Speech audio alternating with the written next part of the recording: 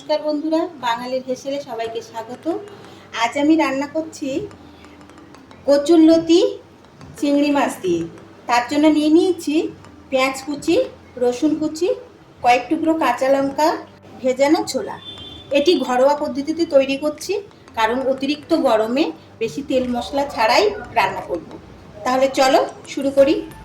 তেল দিয়ে তারপরে নুন হলুদ মাখানো চিংড়ি মাছটা একটু হালকা করে ভেজে নিচ্ছি।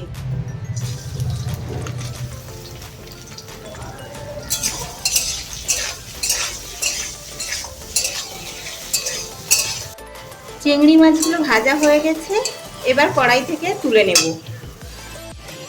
কড়াইটা হালকা করে ধুয়ে একটু তেল দিয়ে নেব।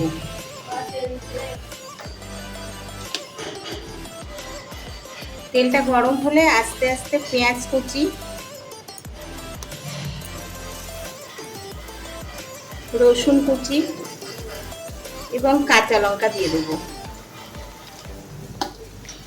এর মধ্যে 1 চিমটি লবণ দেব, কারণ লঙ্কার দানাগুলো তাহলে ফেটে আর গায়ে পড়বে না। এরপর দিয়ে দেব ভেজানো ছোলা।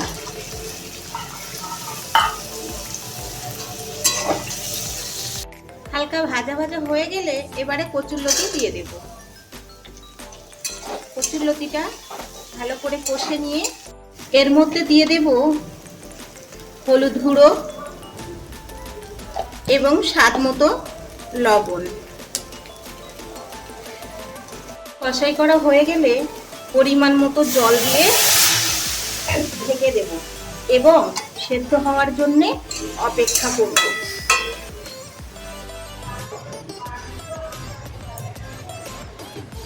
লতিগুলো সেদ্ধ হয়ে গেছে, এর মধ্যে দিয়ে দেব আগে থেকে ভেজে রাখা চিংড়ি মাছ।